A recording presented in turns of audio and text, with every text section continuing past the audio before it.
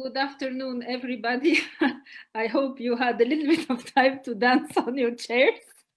So I'm very happy to share this second EMEA webinar in this year on the fragile state post-COVID-19, what's stabilization policies. First of all, we all know that the COVID-19 pandemic and all the mitigation policies that have followed have exacerbated really a lot of the socioeconomic consequences since almost now a year.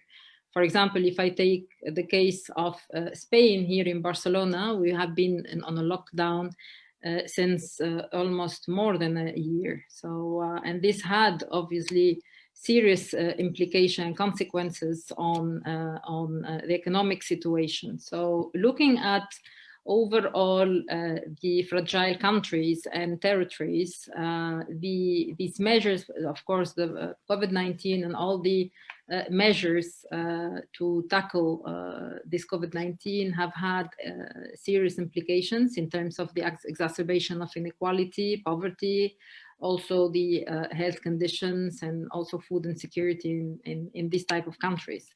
Looking, for example, at a report by the OECD, they have certainly confirmed this overall diagnosis in several countries, which are considered as fragile states, particularly in regions like in the Middle East and Africa. Looking, for example, at the vulnerable segments of the population that have been really hit by this situation, is the women and youth. Also, we have seen serious implications on political and social instabilities. We have also seen some poorer infrastructures. And obviously, if we look at the latest reports by the IMF, the World Bank, the ILO, the situation is quite dire, and this is very much concerning and worrying.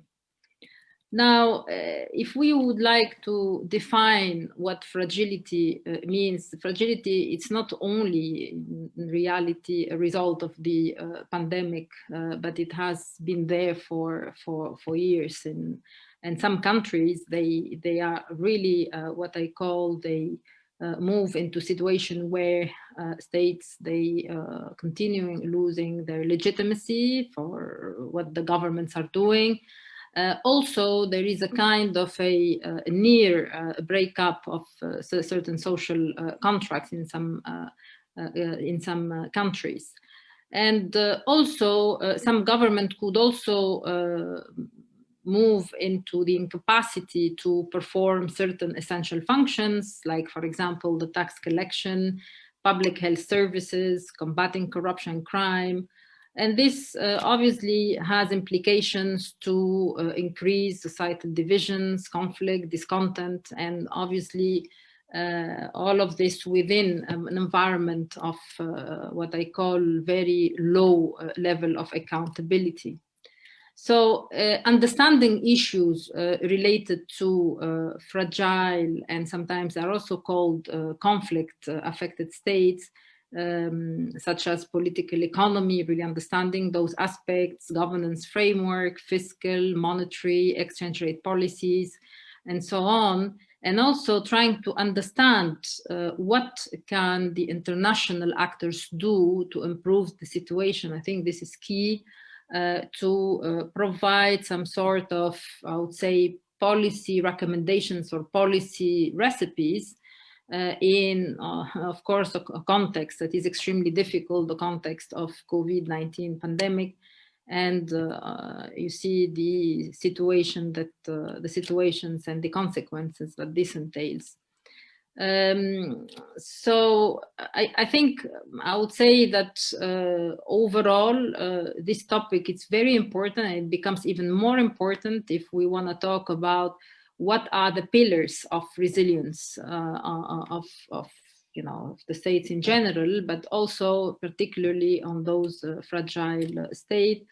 And then I think it is also important to focus on the Middle East and North African and African countries, where we've seen over the last months that they have been one after the other one rushing to get some debt relief because they cannot manage their macroeconomic situations in the countries, and specifically the debt situation. And I think this is also one aspect of the fragility that will be just enhanced with the uncertainty surrounding the pandemic, which is still not yet solved. And then if I take, for example, the situation of the vaccines over the past months, we see that those countries in Middle East and North Africa and also Africa, the level of vaccination is very low. And then there is a kind of a rush, and there is a kind of a, I would call it, lack of coordination and lack of transparency on these aspects. Now, also, I would like to say that the topic of today is also inspired by the book on macroeconomic policy in a fragile state, co-edited by our colleague and friend Ralph Chami and Raphael Espinoza, who are both with us today. I'm very happy to have them both, and also many other co-authors of this book who are also invited today to share with us what are the challenges of developing and implementing macroeconomic policies in a fragile state in a context of, an shock like what we have seen in the case of the pandemic.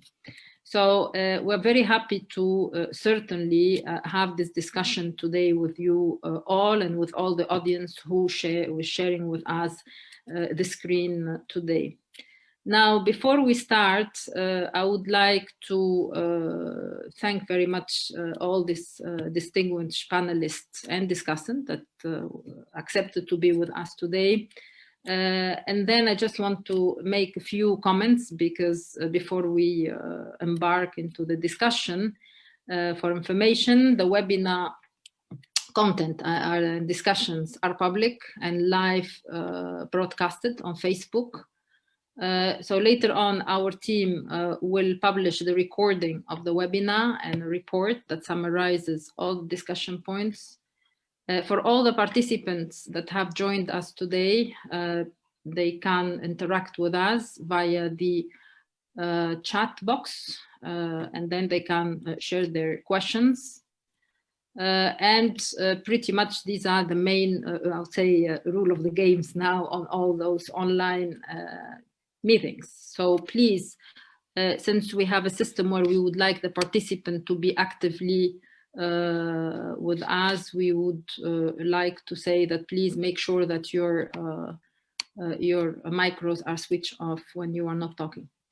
Now, the objective of this webinar is to discuss this increased fragility in the Middle East and African countries, particularly in the context of COVID-19, while also addressing the political economy issues, for example, corruption, and provides avenues for stabilization policies that are anchored in, for example, fiscal policy, role of trust in governance, and also eventually private sector involvement, which we will discuss it afterward.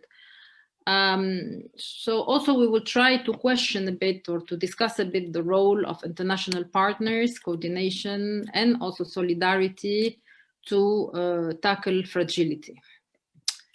To start, I would like to welcome the co-editors of the book, Raphael Espinoza, who is the Deputy Division Chief at the International Monetary Fund, and also he is also Research Associate at the University of Oxford. Also, I would like to welcome Ralph Chami. Ralph, he is an Assistant Director at the International Monetary Fund as well. And he is a member of the EMEA Advisory Board. And we have worked a lot together on those elements regarding this aspect since many years already in the context of the Euro-Mediterranean Network for Economic Studies. So without further ado, I would like to give straight away the floor and the screen to Raphael to share some of the macroeconomic challenges surrounding this fragile state during and post-COVID. Please, Raphael, the screen is yours. Thank you very much, Riemann. I want to thank you and the organizers of the Euro-Mediterranean Economic Association for their invitation in organizing that. And it's a great opportunity for us to show that work and to discuss some of its implication for the current crisis with our contributors to the volume who are here. So thanks again for inviting them as well. This volume has a few years now in the making, and as you mentioned, there are quite a lot of contributors. We have about 20 chapters and 50 contributors. We were able to do that thanks to the support of GFID. And the reason I mentioned the 50 contributors is because what I'm going to talk about is really the lessons that we've got from all of these contributors. We try to put that together into a way to think through the fragility issues for microeconomists. And so these are kind of bottom-up lessons, if you want, from all these different book chapters. So let me, and we worked with that, of course, with Ralph and Peter Montiel in drafting a first chapter that tried to summarize the lessons. So let me go through that first by, of course, highlighting first which countries we're talking about. So fragile states are geographically diverse. They cover the Middle East, they cover some parts of Asia, one country in the Caribbean, and of course quite a lot of countries in Africa as well. In addition to being diverse geographically, there is some diversity economically. So we have low-income countries, but we also have lower middle-income countries and upper-middle-income countries in this group of fragile states. There are a range of possible definitions in terms of fragile states, and the one we tend to use at the IMF piggybacks from the World Bank's classification. And it might be useful to highlight here the two components. One is conflict, active situation of conflict with the involvement of United Nations peacekeeping troops, or countries with low capacity, state capacity, as measured by the CPIA index, which is an index that World Bank economists put together on state capacity. And that's why you would have both conflict and non-conflict situations in this list of fragile states. And of course, because it's not only a matter of income, that's why you have a range of income level in the map that we are showing here. A very important aspect of state fragility is its persistence. When we look at data at how many years over the past 15 years countries that are classified as fragile have been fragile, we see that there is basically very few countries that have not been fragile for the whole horizon we look at. So this very strong persistence is important for thinking about the macroeconomics of the response to fragility, as well as you were asking, what kind of engagement does that imply for international organizations and international partners. So it's something to keep in mind, first of all. One of the most powerful predictor of the likelihood of conflict next year is whether there has been a conflict in the year before. So that's one fact. And the second fact is that state capacity as well, the second component of fragility, is just very difficult to build up. So as a macroeconomist, when we think about these countries, we have a framework that we use is a poverty trap. And although I mentioned that not all countries are poor in our sample, the poverty trap also applies to even middle-income countries. It's called the middle-income trap, and maybe it's a bit different. But the idea that it's kind of difficult to move away from a certain level of income. And for the poverty trap, there are a range of theories that have been developed over the last 30, 40 years, even longer, coming back to the early development economists. One first theory is that to get out of poverty, you have to invest. But to invest, you have to have income to be able to save a portion of your investment. It's also harder to succeed in these investments if there are fixed costs to overcome. And these fixed costs to overcome, in proportion of the profits a firm is making, are going to be smaller the bigger the markets. But markets are small because incomes are low. These two theories are the core of I would say the traditional, the orthodox view of economic development, where you have to have international help to increase funding so that this funding helps with investment, and countries have to open to trade so they can benefit from global markets and not be restricted to their national small markets. Other theories in the poverty trap are these theories related to limited resilience. The fact that to resist to shocks, you have to have some capacity, some buffers, either financial buffers or physical buffers you built in. And if you don't have them, you know every shock is going to set you back quite a lot. Slightly related to that is commodity dependence, which affects more low-income countries because, as has been shown by Paul Collier, for instance, resource endowment is actually quite similar per square kilometer between low-income countries and high-income countries. But the reason why low-income countries tend to be more dependent on commodities is just because they don't produce anything else. So low-income creates a dependence to commodities, and producing commodities makes it much more difficult to diversify and to go into other areas for theories that are well known to economists, such as Dutch disease and the resource curse. So these are theories of low income that we are well accustomed to. But now when we think about fragile states, we have a second group of theories that, for lack of a better word, we're just going to call the fragility trap, in line with a theory that has been developed by, to a large extent, by political scientists and economists interested in political science issues. The four theories I'm highlighting here is first the theory of endogenous state capacity. The fact that the state capacity to implement its public services is endogenous to the investment society is making on the state. And again, the society is more likely to make investments in the state if incomes are higher and the private sector is stronger, just because the tax base is going to be higher, and the returns on let's say improving tax collection is larger the higher the tax base. So there is first an endogeneity here that creates a type of fragility trap, well developed by Tim Besley and actually summarized in one of the chapters in the book. A second area of worry that we have for fragility trap is the question of effective delivery.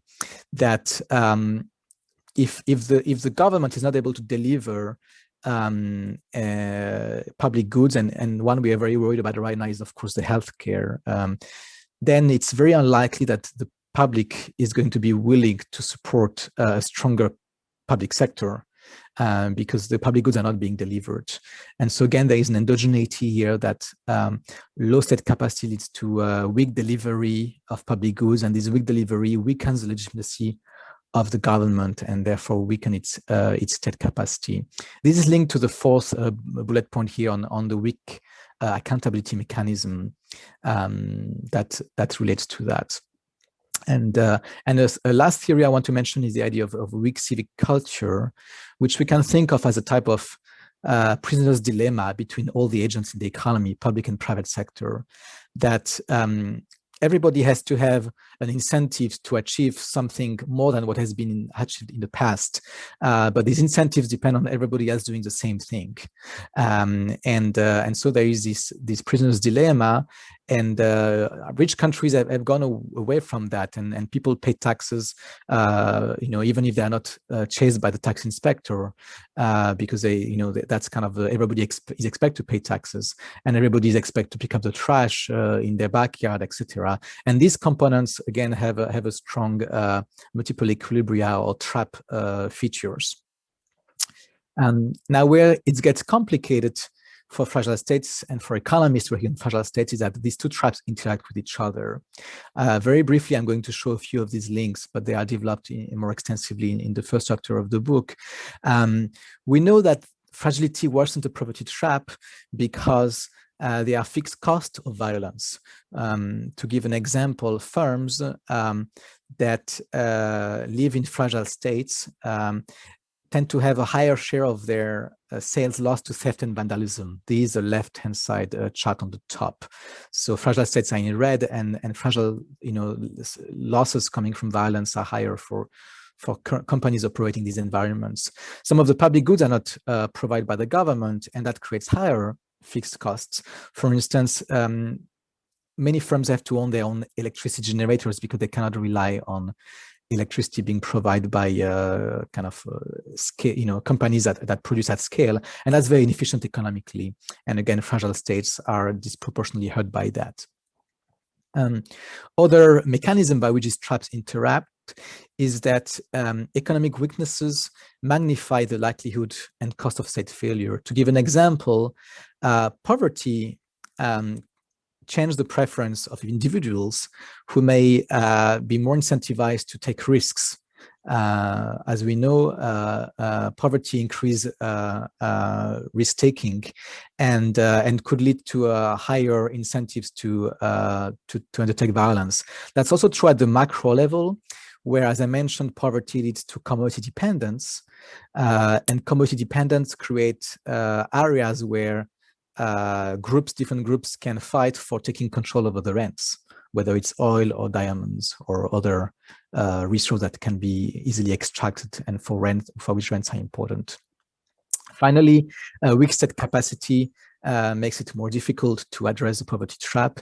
As we mentioned, in many cases, overtaking some fixed costs, building resilience, etc., often has a public sector component, and a weak delivery is an issue here. The COVID-19 crisis is hitting at the core of these traps. It's increasing risk, which is going to reduce financing access for a lot of these countries. It's hitting commodity prices because demand has fallen globally, and a good example is oil prices that have fallen globally, and is really at a risk macroeconomically of setting up many of these countries back. And of course, there is a key question of the delivery of health services, which if countries do not satisfy the needs of the population, could really hurt the legitimacy of the state. So it shouldn't be a surprise for microeconomists, given what we talked about, that fragile states have very acute fiscal and external challenges. Now, it's not the case for all countries. And there is a really huge diversity in these countries. And some countries can be doing fine. Some fragile states can be doing fine, looking just at the fiscal accounts or the external accounts. But there is a greater diversity and a greater left tail. You can see it very clearly on the left-hand side chart here, where we compare the fragile low-income countries to the other low-income countries, so the red versus the gray. And the fragile low-income countries have much higher frequency of having very, very, very large fiscal deficits, to the point that we had to bucket in anything worse than 10% deficit is in the red bar in the left.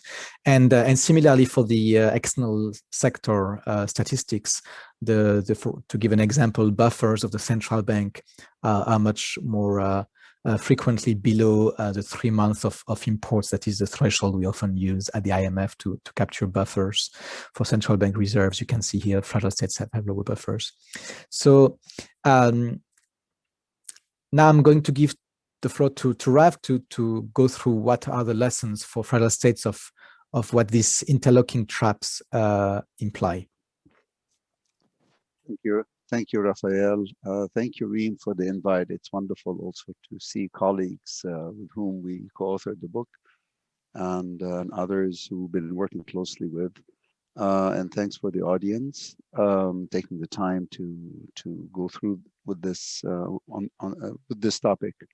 So what I'd like to do is, based on what Raphael presented, kind of highlight the 5 lessons that we take away, especially when we're thinking of, from a macro perspective, how to develop, design, and roll out macro policy in fragile environments.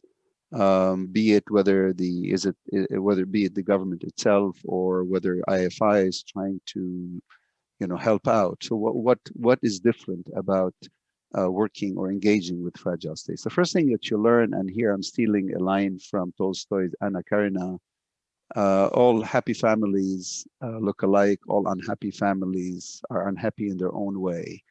And so the title here of the first lesson is, well, every fragile state is fragile in its own way. And that's important because, as Raphael just showed you, you have quite a wide variance within the fragile state situation, reflecting the fact that fragile states have their own characteristics. And when designing policies, macro policies in such a situation, one has to be aware that you cannot just use a cookie cutter approach. You have to avoid this one size fits all. And as a result, the corollary of that is you need to tailor the advice to the context in which you're operating. Next, please. Raphael, the next slide, please.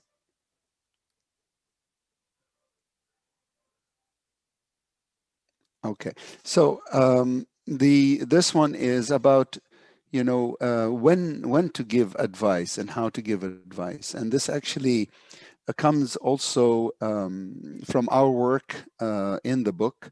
We have in chapter 8, we actually provide a macro framework, a theoretical macro framework for what is different about fragile states. Well, as Raphael was highlighting, on a continuum, you have fragile states that are entering fragility, those within fragility, those trying to exit fragility. And those within fragility also, there's a high probability they could actually lead to failure. And I don't want to name names, but there are many countries now that were in a kind of fragile situation. We refer to them as failed states. So recognizing that there's a probability of failure is very important, because when you want to give advice, you don't want to confuse, for example, the idea, oh, well, it's a low-income country and therefore it's fragile. That is not true. You can have a middle-income country that is also fragile and could also fail. You could have a low-income country that is not fragile, or you can have a low-income country that is fragile and could also failure. Failure is could be endogenous, which tells you then you need to be aware of the advice that you would give, be it you within the country trying to design the policy, or you being an IFI or a stakeholder coming from the outside, having had experience in non-fragile situations and not being aware that this country is fragile or the situation is fragile and could lead into failure. Your advice could actually precipitate in failure. If you like, I can give examples when if questions come up of how so you could give the best advice that would work in a non-fragile situation, and then you give the same advice in a fragile situation. That advice could actually precipitate in failure.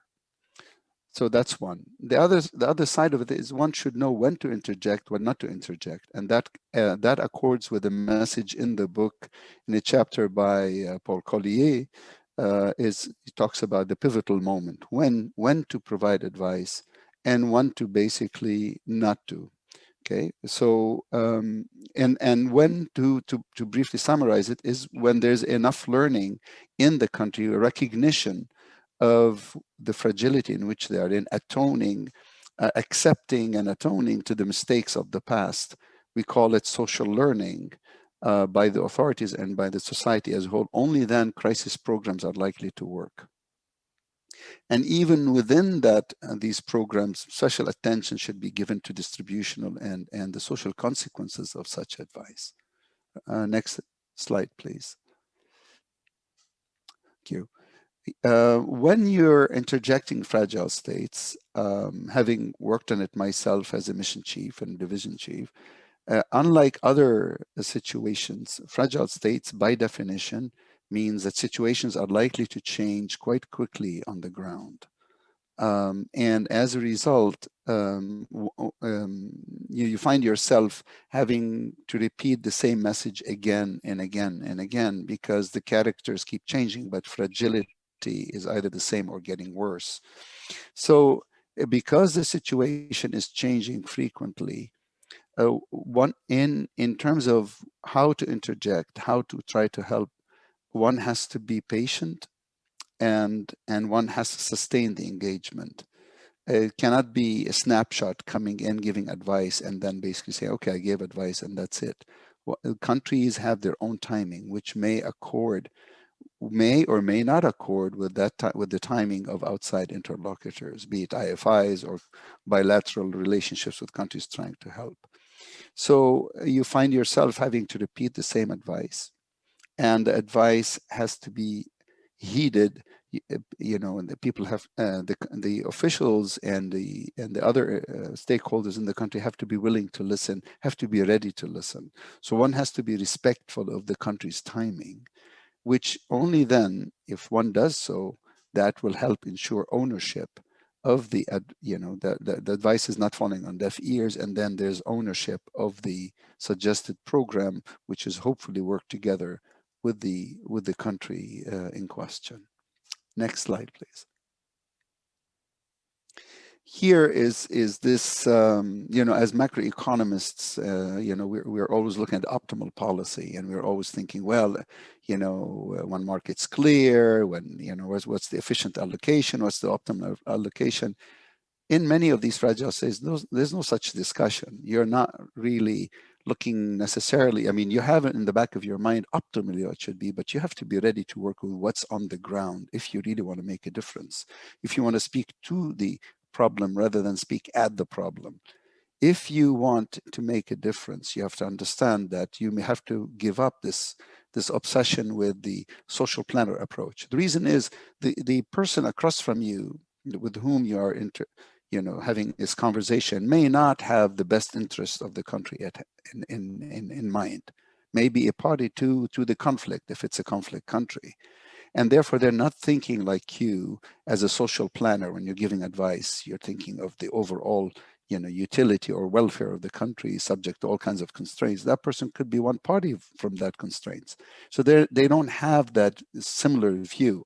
So at the same time, and I don't want to steal the thunder of one of our colleagues who we're lucky to have here, Thomas Rees, the fact that the country is fragile does not mean that it's not ungovernable, even though some of these areas may have limited statehood. I'll stop here because Thomas may want to speak to this. This comes out of his chapter in the book.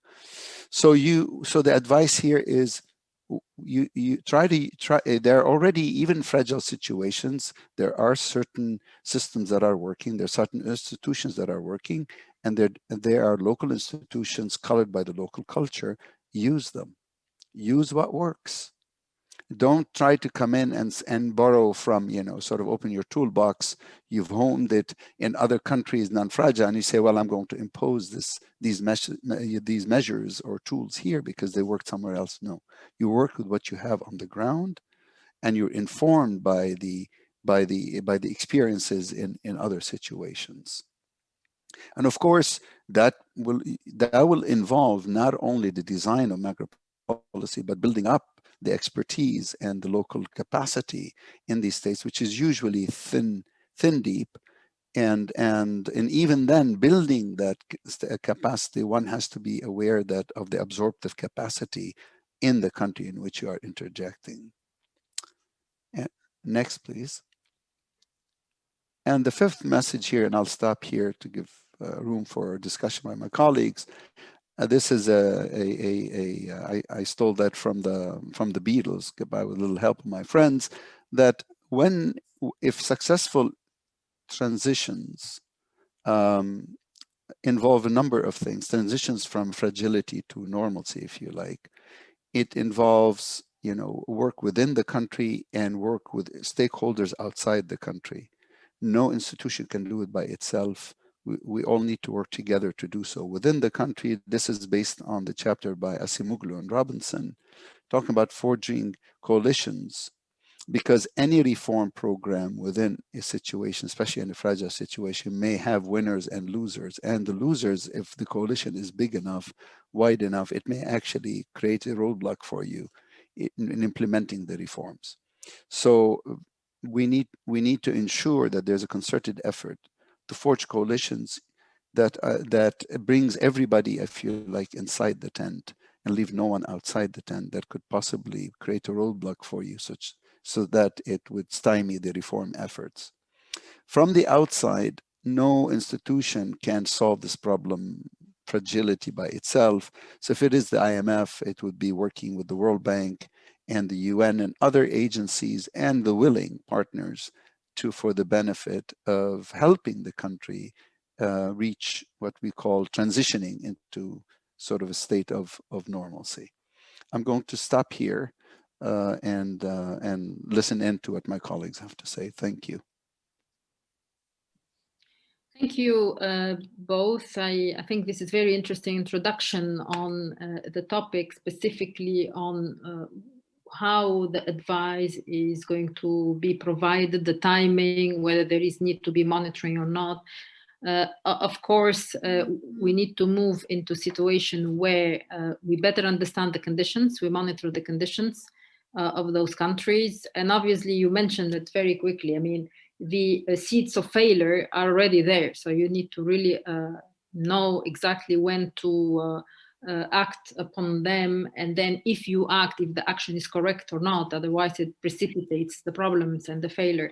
So let's move on to the next panelist, Robert Klitgaard. He's a professor at Claremond Graduate University of the United States, and he can talk to us a little bit more about some aspects on the political economy and how to deal with some of the key issues surrounding those type of states. Please, Robert, the screen is yours. Thank you. And it's good to be with you from California here. The sun is coming up and it's distorting my background. But anyway, let's go on. So the big message about fragility and COVID-19 is the literature says it's not easy. It's not easy to prevent fragility. It's not easy to overcome fragility. In the IMF book are some average effects, such as aid of all kinds is less affected in fragile conflict violence situations. Corruption is more prevalent there. IMF programs work less well there. Perhaps only 2 have worked completely in the last while. And when they get away from averages, studies by the OECD and the IMF and the World Bank tend to drift into admonitions and relativism. Admonitions such as what works in a normal situation may not work here. Or something like it all depends. For example, here's the OECD's Kushla Thompson in a monograph called Financing in Fragile Contexts from December of 2020. She says, aid and other sources of finance need to be sensitive to the political economy and the drivers of fragility in a particular context. The Addis Ababa Action Agenda, AAAA, called for a wide variety of financing sources that contribute to development. Implementing this agenda in fragile contexts needs to take a differentiated approach that is sensitive to the dimensions of fragility and the specific operating contexts. In particular, further work is needed to develop financing strategies that link these diverse actors and sources of financing with the humanitarian development peace nexus, unquote. Well, as a professor and academic, I'm sure you recognize this too, that we also always call for more research, even when it's not clear what that research is going to do about the it all depends. So we have one challenge, which is context varies and it matters. So we can't readily apply a recipe or even a multivariate model. So what to do? Well, work in fragile states has yielded some useful principles. You've heard a few of them from Raph and from Ralph just now. One of them is simplicity. It's not time for the 23-point program. Another is quick wins. Show something that works within 6 months to a year, something that works to the public. Beat that drum so they see results. Instead of having an elite pact make the policy, have what the WDR World Development Report 2011 calls inclusive enough coalitions. Signaling. You have to demonstrate to your citizens and to the opposition, to the providers of support from outside, that there's an attempt to break from past policies. And this could be announcements, actions, but of course, actions are much better than words. Commitment mechanisms, ways to persuade stakeholders that policies will not be reversed, such as independent functions. And perhaps important for what the World Bank does in its stabilization efforts, emphasize spending in the social sectors. For example, the December 2020 summary report from the NYU Center on International Cooperation and the Center for Global Development says, where appropriate, use socioeconomic issues such as public health in general, but COVID-19 response in particular, or the debt situation as an entry point for a broader peacekeeping dialogue. They recommend getting people together to convene people, the different, quote, stakeholders, including international actors, to help make these things happen. And a final piece of advice, very strongly made in the IMF book, but also in the World Bank documents, is to fight corruption and perceptions of corruption. I'll get back to that in a moment. But let's talk about how we get context. How do we become context sensitive? This is not just a problem for international aid officials or macroeconomists interested in stability, it's a problem for professional education. Listen to Francis Fukuyama talk about Stanford University's effort to get its students in their economics-oriented public policy program to be more sensitive to context. He points out that modern economics aspires to be context-free. It seeks universal rules for human behavior that can be mathematicized in abstract models. So local context, Fukuyama says, what makes outcomes different, say, in East Asia as opposed to sub-Saharan Africa or Eastern Europe, is reduced to country fixed effects, or an error term in the model specification. Yet he goes on, understanding context, including the history, culture, politics, stakeholders, norms, and institutions of particular times and places, is the sine qua non of successful policy problem solving.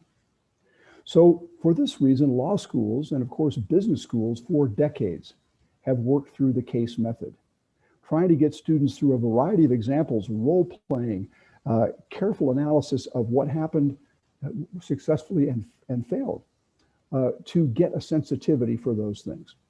And this is what we need in areas like the IMF, the World Bank, and other international institutions. The training that is going on now to help these places step up to a doubling of the budget, for example, in the World Bank for conflict states, fragile and conflict states. Their training is going to have to get weighed into examples of what works and what doesn't work. In particular, when we get into pessimistic areas like fragility and corruption, especially important to notice things that work. And there are remarkable cases around the world of very difficult situations getting better. Colombia, 1998, number 6 percentile in the Corruption Perception Index, a war going on. And yet Plan Colombia raises the bar so that by 6 years later, it's at the 55th percentile. Or the Philippines, 2010, under Benigno Aquino III, the so-called cripple of Asia, suddenly becomes within 4 years the most improved country in the world in the World Economics Forum's Global Competitiveness Index. What they did in both cases, and I can give others, is convene people, that is the leaders of the country and in some cases outsiders, to do 3 things. Look at the data. Where do we stand on a variety of widely used measures of governance, in this case, corruption, but also good governance, but in this case could be fragility. Where is an example of some other place that faced problems like ours that succeeded? And we work through those in a part A, part B context. Here's part A, what would you do? Completely different country. And they work through it, they come back with ideas, and then you show what happened, and then ask, so what does it mean for you? They make connections. And then third, some sort of analytical framework, something that takes it out of local politics exclusively or local culture exclusively and shows, for example, that corruption is in part a problem of monopoly plus discretion minus accountability, a problem of information and incentives familiar to economists like you. So this is a way to proceed on context in general with fragile states. Try to get them to see that it's not hopeless. Show them other countries that have succeeded or at least made progress, because that political will, those turning points are at part endogenous. And this means that we come in with a different attitude when we work with countries like these, when we work with problems like these. We have several messages we have to convey. First, this issue is important. Stabilization in the post-COVID situation in fragile states. This is important. Here's the data that locates how important this is. You're not alone. Second, it can be done. Here's an example of another place that succeeded. Would you like to see that? Third, here is a way to reframe the problem, to think of it slightly differently from our usual one. For example, focus on a few small things or a few specific things instead of trying to do everything at once. Don't just denationalize state-owned enterprises right away in this context and so forth. Finally, don't try to do too much at the beginning.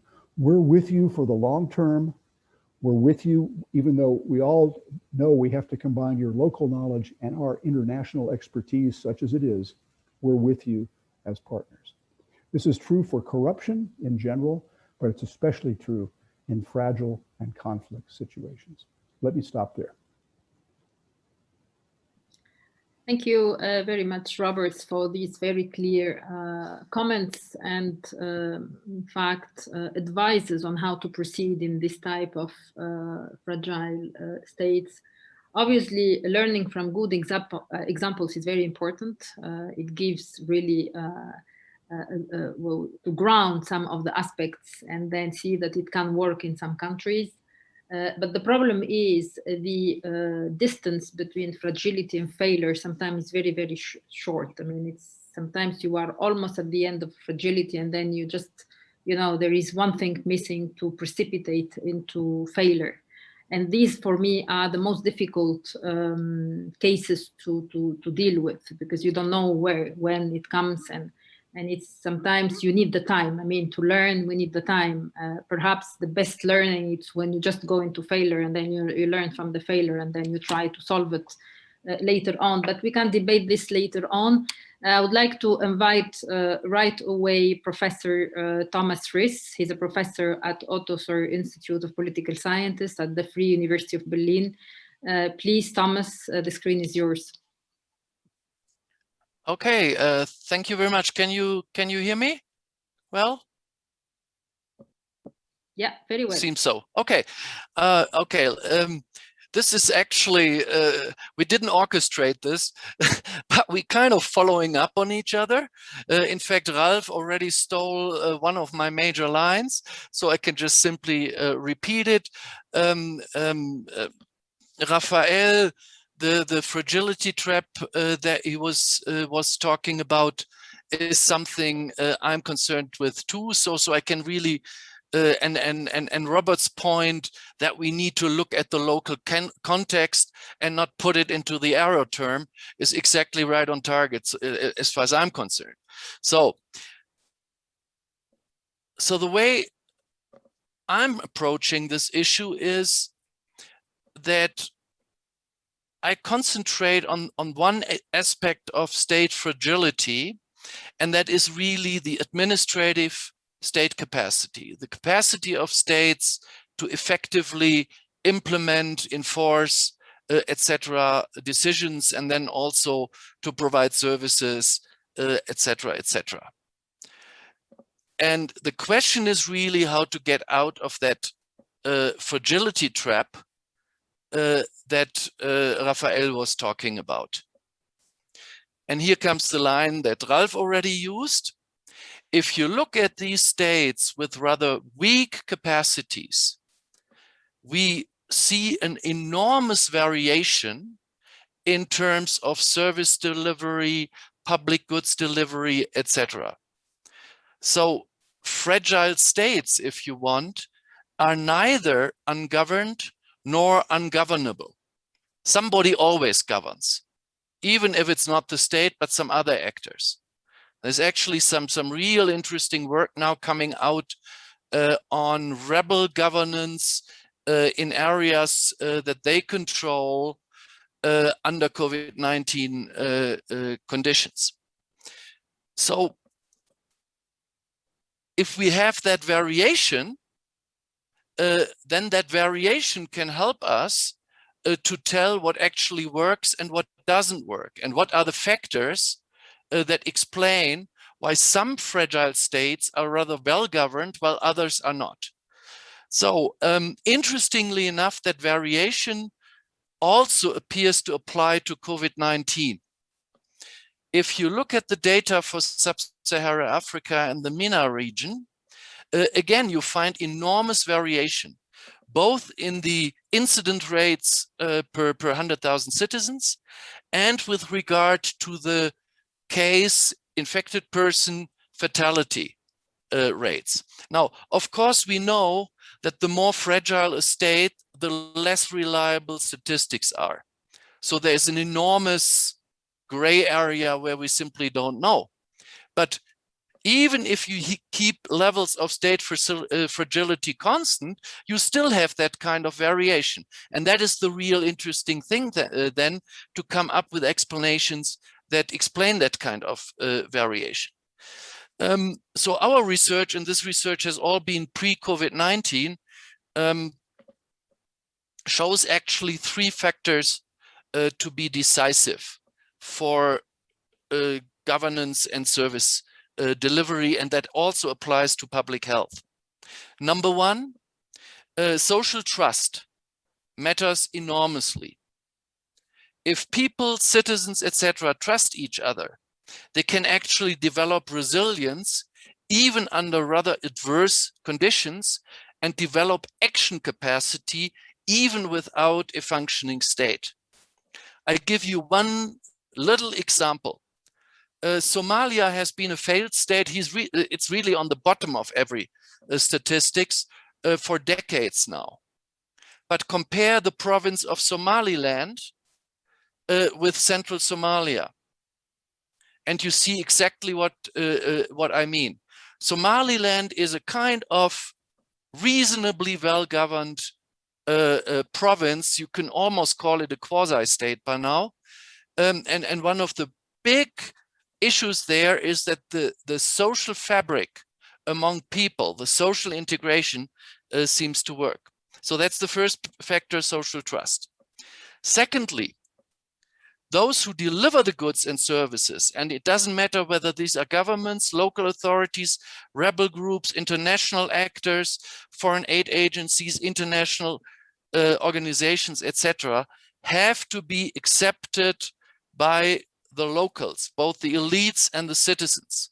Without social acceptance, kind of a legitimacy, bestowing the kind of right to govern, we do not get effective governance. And last not least, and I can be very brief on that because Ralph, I think, mentioned that already, adequate institutional design matters. One size fits all solutions don't, we know that by now, don't work. Governance institutions must be fit for purpose, and they have to be adequate to the task at hand. So think about COVID-19. Vaccination itself is a rather simple task. You know, you need at the moment 2 shots. Okay, that's and probably with the Johnson & Johnson vaccine only 1. Problem here is cooling and the logistics. You know, this deep freeze at the moment, at least with Moderna and BioNTech, Pfizer, there we have this big problem. AstraZeneca is again. So you can see that you need that the solutions need to be adequate. And in fact, a lot of multi-stakeholder partnerships, for example, the Gavi Alliance, the Global Alliance for Vaccination and Immunization, has enormous experience with vaccination campaigns, particularly also in Sub-Saharan Africa. And they are actually now engaged in the COVAX initiative of the World Health Organization. Interesting enough, some early research now in the coping capacity of countries to deal with the COVID-19 situation in terms of preventing the spread of the virus indicates that our results from the pre-COVID times actually also hold. On average, and if everything else being constant, countries with higher levels of social trust and social solidarity appear to be doing much better in preventing the spread than countries with more individualistic cultures. It's not quite the same that as we measured it, but there are at least some indicators that social solidarity and an intact social fabric actually matters enormously, and that's really a piece of hope for so-called fragile states where the states are weak. So what does this mean for external actors and their stabilization policies? I would actually argue, and this is a kind of hopeful sign in this very doomy environment in which we currently are, that in fact investing in public health in fragile state is actually low-hanging fruit. Because from the data we have is we can show that effectively providing public health services tends to increase immediately the legitimacy of healthcare providers, setting in motion a kind of counter circle from the fragility trap. And that is what we call a virtuous cycle or circle of governance effectiveness, in this case, health services, increasing legitimacy of the governance actors, whoever provides the stuff, leading to increased effectiveness. So you get into a kind of virtuous circle here. And as long as the institutional design is adequate to the task, and some of the healthcare tasks are of course more complex than others, fair and transparent institutions, again, there are very interesting social data from social psychology. If people experience fair and transparent and not corrupt institutions, i.e. hospitals where you do not have to bribe yourself in to get treatment. So fair and transparent institutions actually increases social trust as another of our preconditions for having effective governance and for building more resilient societies. How am I doing with time? Because I wanted to end with a political a real political plea in these dire circumstances. You know, we currently have, as with the vaccination campaigns, we have either we pursue an all rather nationalistic policies. And this big, the COVAX initiative of the WHO in cooperation with Gavi and other actors is sort of falling by the wayside. I think that is a totally short-sighted and totally irrational policy for the following reason. And this is now backed up by global health people that I'm working with nowadays in Berlin at our medical schools here. Their greatest fear are mutations. And as long as we don't get worldwide vaccinations, areas that have not been vaccinated, the next mutant will come. And these next mutants will require new boosters. So your 2 shots, if you're happy enough to got it already, won't work. So it's in our actually short-term egoistic self-interest, yeah, to support these type of initiatives like COVAX. And for example, now I'm talking as I'm speaking as a European. See to it that sub-Saharan Africa and the MENA region gets vaccines very, very quickly. Yeah, because the virus simply doesn't stop at borders. Thank you very much. Thank you very much, Thomas, for this very interesting comments. And I absolutely agree about what you mentioned about fair and transparent institutions to increase social trust at a local level, but also at a global level. I mean, if you move into a global level, then most probably we could aspire for less fragility if we have it global and there is a global solidarity that is well implemented and enforced, especially in the case of a global pandemic. Now, of course, the vaccination and the logistic aspects of it need to be very much improved. I mean, worldwide, not only in fragile states. So, thank you very much. I would like to invite the next panelist, Mario Mansour. Mario, he is the director of the Middle East Regional Technical Assistance Center at the IMF in the United States as well. And of course, he has an ample experience on the region. So please, Mario, you can share your views about this debate. Thank you, Reem. Thank you for the invitation to speak at this important event. Fragile states don't get their fair share of research and practice, I think. I'm going to start with a few indicators just to complete what others before me mentioned. And I will focus a bit more on revenue. So this is a personal bias because this is where my experience lies over the past 25 years, but also because I think revenues tend to have perhaps, in terms of priorities, a very important role in building states, particularly to fund government spending. So Raphael mentioned the picture a little bit of fragile states. What he didn't say is that in 2017, about 7.3% of the world's population lived in fragile states, producing less than 1.5% of its GDP. So the disparities in terms of share versus population is quite impressive. Fragile states raise 14% of tax in GDP compared to other low-income countries that are not fragile. In the MENA region, this is much lower than 14%. Why? Because fragility is highly correlated with oil production, except in the GCC countries. But if you take the rest of the MENA, there's a high correlation between oil production and fragility, putting the tax revenues in most fragile states in the MENA at less than 10% of GDP, and in some cases as low as 2% of GDP. The high correlation of oil and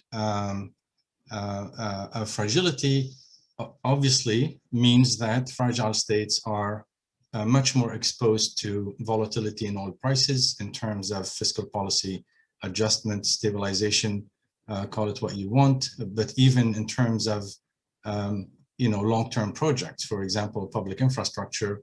And we've seen recently the examples since 2014, how many of those fragile states have been really hit hard by the decline in oil prices.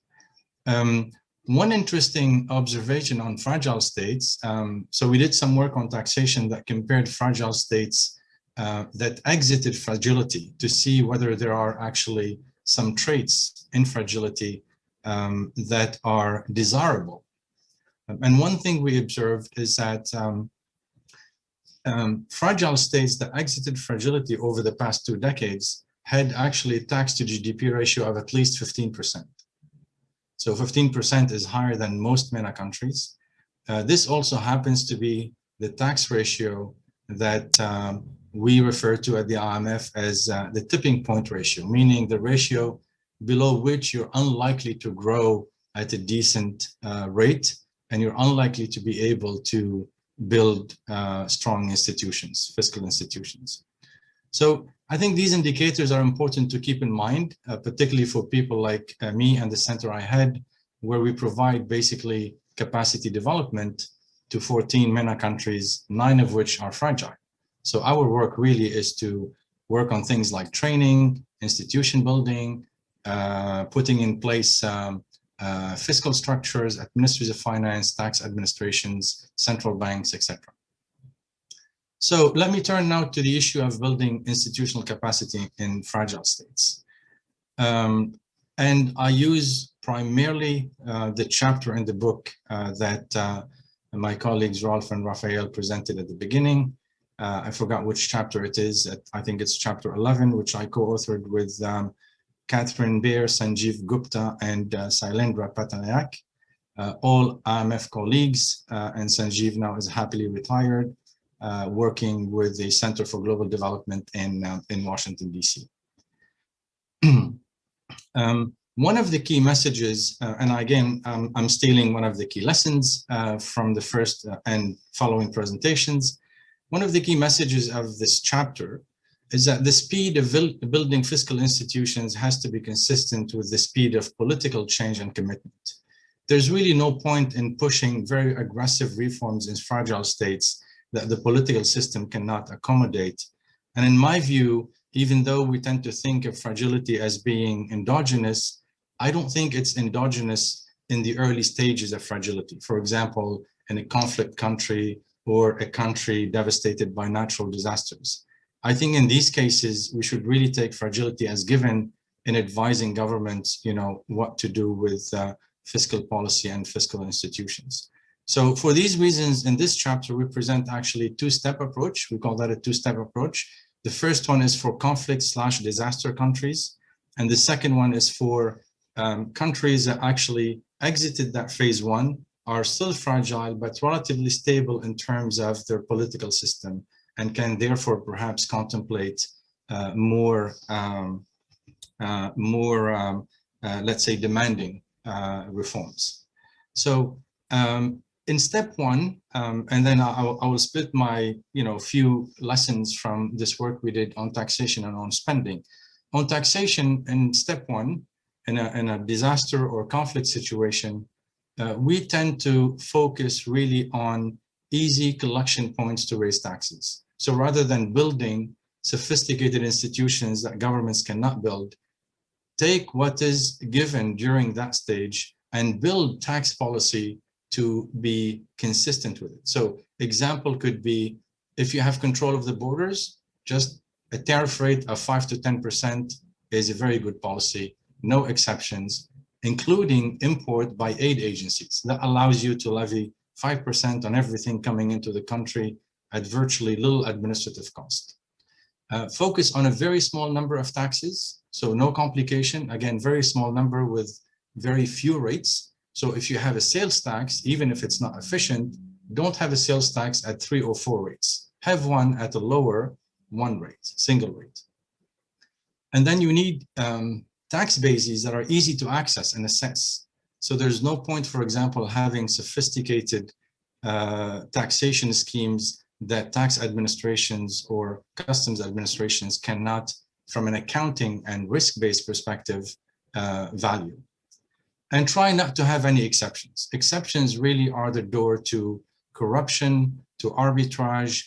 They make things complicated, and they actually breed other exceptions. So once you open that door, it's extremely difficult to backtrack. And one other important thing, as in most fragile states, particularly at the end of that first stage, you are going to see big companies. You are going to see probably mining and oil companies working again. You are going to see large telecommunication companies. The banking sector will start to move again. And all these sectors tend to have a higher economic rent, not only simple return on capital, but high economic rent that actually deserves a little bit of attention in terms of taxation design.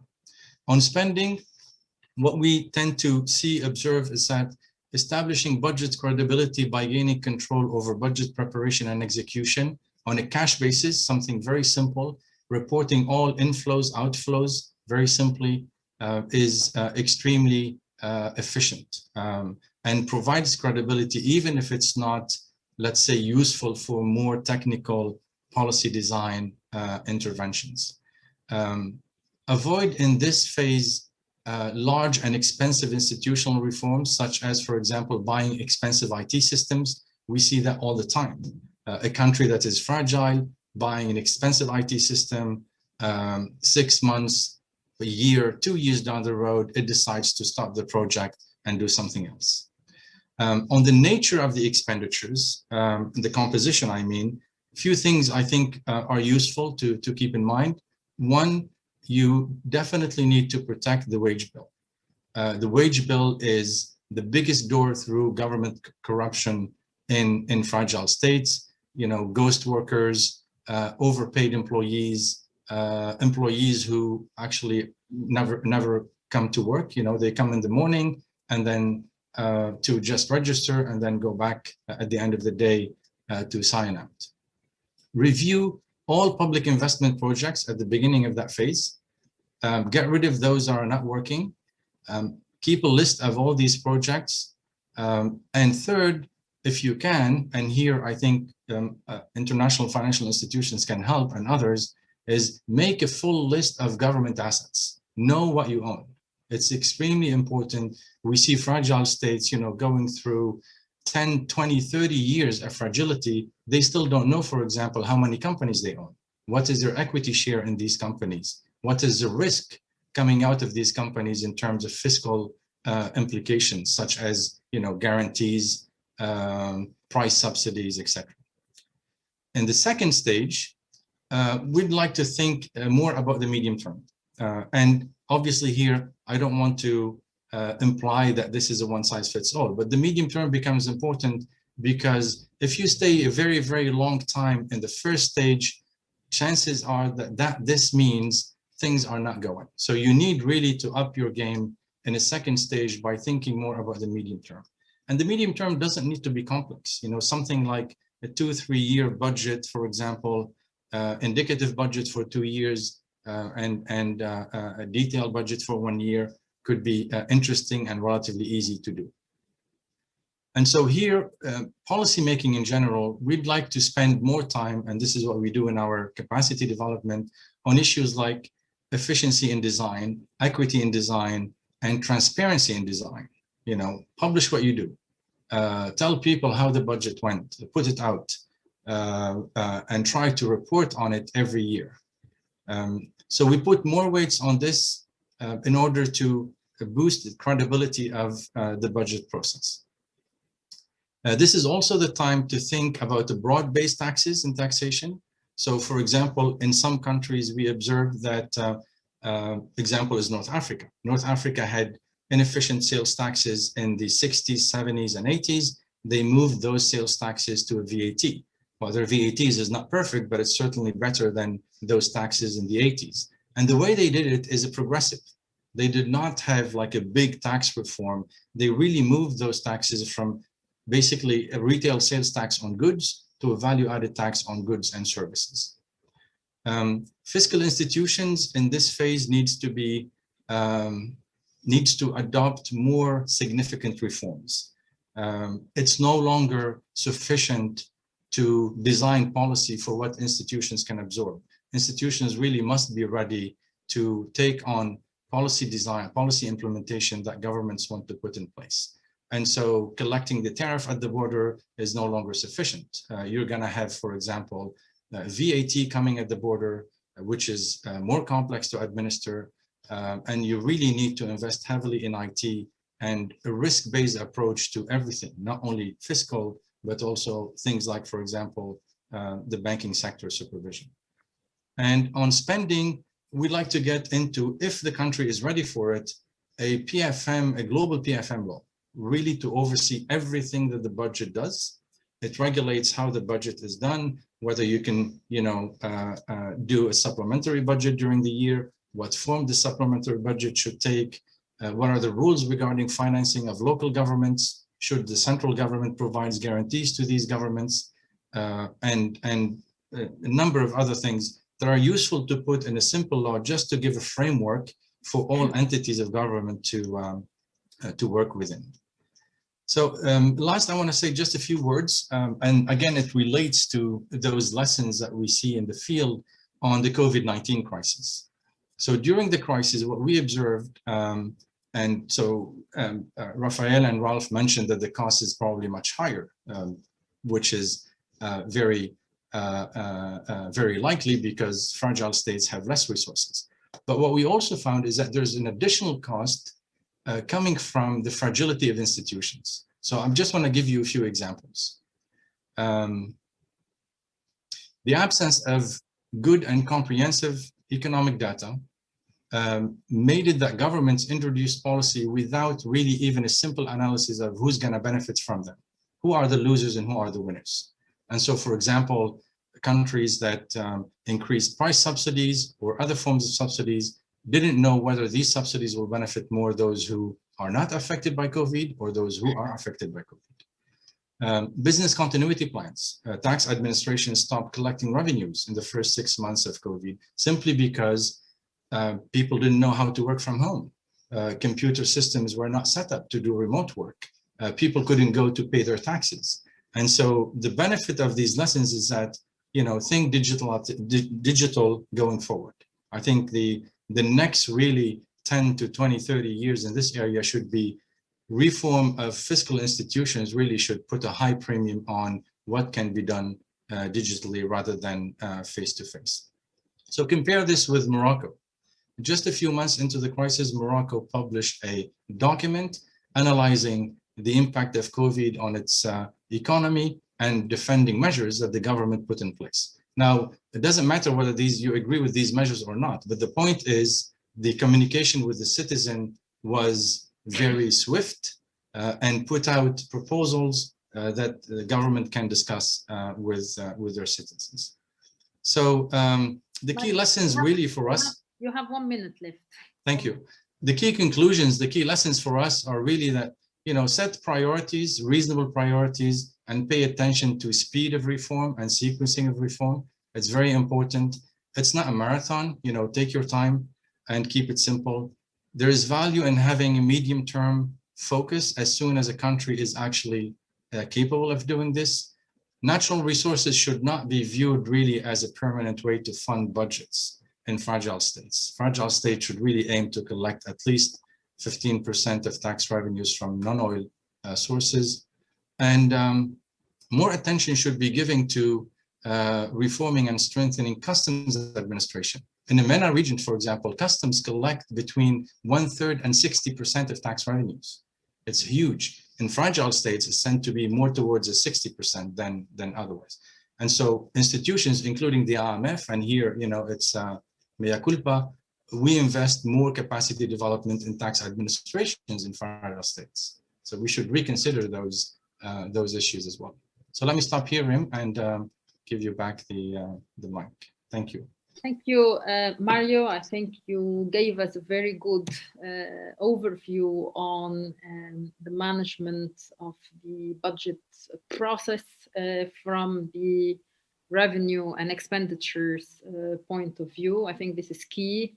And also you mentioned, and I think I absolutely agree with you, further transparency is needed via digital processes and digitalization overall. So more investment on this side, it's important. Thank you very much for this. And then I would like to move right away to our next speaker, Dauda Sambene. He is a distinguished fellow at the Center for Global Development of the United States. So we move on straight to Dauda, please. Well, thank you very much, Professor. And thanks again for the invitation to this webinar. You see, the good thing with talking, being the last one to talk, is actually everything has been said. So you just actually repeat what has been said and say, I agree with the previous speakers. So, and in this case, it's kind of easy because if anything, the editors of this book, Ralph, Raphael, and Peter, have been able to gather a very good group of like-minded experts with a strong commitment to fragility issues and interest in those topics. And I think when you have that situation, certainly you're not surprised that there is a broad convergence of views as we are actually experiencing at this stage today. I'm going to talk a little bit about the role of trust in exiting from fragility, and especially in the case of in the context of this discussion, how trust can also help actually the recovery and stabilization process in fragile states. Before I start actually talking specifically about trust, let me say that fragility, as many speakers have already said, is a big issue in Africa and of course in other regions around the world. Raphael actually indicated that there were about 40 countries that are in conflict or fragile situations. Well, out of those 40, 18 are from Africa. Almost half of fragile states are from Africa. It gives you an idea about the importance and the significance of this issue on our continent. And when you talk about 18 countries in Africa, you're talking about 1 out of 3 African countries being either a fragile state or conflict-affected state, and that's a big issue. So certainly, unfortunately, this has been the case for a long time, but COVID has aggravated these problems, and I think what it means also is, before we talk about how you can use trust to facilitate the recovery and stabilization process, you also have to talk about the immediate priority of fragile states in Africa and around the world. It's not necessarily to build trust, but it is to overcome the pandemic that we are living in right now. And how do you do so? You do so by controlling the spread of the virus. And there, I think the issue that is involved, and actually a number of previous speakers have talked about it, including Professor Ruiz, is that you need to ensure adequate access of countries in conflict-affected situation and fragile situation, access to vaccines. And that's a failure that so far we have been witnessing around the world. Let me give you the example of Africa. I was looking at the Africa CDC data recently, and it appears that as of mid-March, less than 2 weeks ago, only less than 2% of the population have been vaccinated, of the population in Africa. And when we talk about actually vaccines in Africa, most likely we are not talking about fragile states. So if on average you're talking about actually, less than 2%, the record is worse in fragile states. So which means that it's really going to slow the recovery process. It's going to slow, of course, the stabilization process. And so long as we are not able to find a solution for fragile states, it's going to be a little bit elusive to talk about stabilization and recovery, and also that has implication for the rest of the world, as Professor Ruiz was talking about earlier. So when we talk about another priority beside controlling the virus in the context of fragile state, is to end conflict in those conflict-affected situations, but also build capacities in fragile state that happen to have weak institutional and social capacities. That's another priority that needs to be actually addressed before then we can talk about, I guess, trust. Now, let me talk about actually trust itself in how it matters for stabilization and recovery in fragile states. There are many ways that trust can affect the prospect for stabilizing and recovering from the economy in fragile state. The first one is actually through effective pandemic management. If the country is not able to build trust, public trust in these containment measures that actually the country is proposing, chances are pandemic management is going to be a little bit weak. If the population is not willing to trust the vaccine, certainly they're not going to go, even if you manage to get the vaccine and the vaccine dose, they're not going to actually get them. So basically you need in any country to build trust for pandemic management. Another issue also is, I guess, if the country wants to slow down the spread of the virus and introduce containment measures, restrictions to mobility and others, well, if you're not making yourself trusted by your population, chances are they're going to fail because they're not going to respect it, and the spread of the virus is just going to then increase. So what you need, of course, in those situations is to make sure that you work on building trust. And this issue is not necessarily only relevant to fragile state, but it is also relevant to all countries around the world. And that's an indication of how trust matters for effective pandemic management. Another way trust matters in recovery and stabilization of fragile state is actually by improving the effectiveness of policies, macroeconomic policies in general. In my paper on the book, my chapter actually looked at how trust matters for revenue collection. If taxpayers do not trust the tax authorities, chances are they're not going to comply with the tax legislation. If they believe that the tax authorities are likely to act in their self-interest and not in the interest of the entire population, they may not actually comply with their guidance. And what it means is, of course, you need to build trust for effective fiscal policies.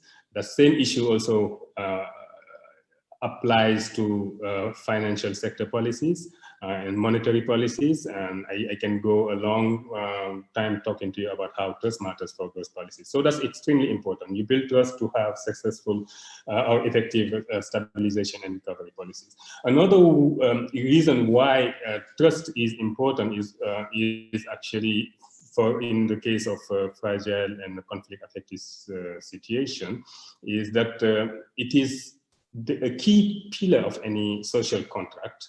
And if you want to have political stability, which many such countries are lacking, you certainly need to find a way to build trust so that people among them are willing to accept the terms of the social contract, and they're willing also to contribute to political stability. We have to remember that we cannot talk about economic stabilization or recovery without talking about political stability. And unfortunately, the reality is in many fragile states, political instability is quite prevalent. And in those situations, stabilization can prove elusive. And you certainly need to work on trust to help improve the prospect for political stability. And one last issue that I need to talk about, and I certainly look forward to the discussion later on, is, of course, we talk about trust, but it is important to understand how you can build trust.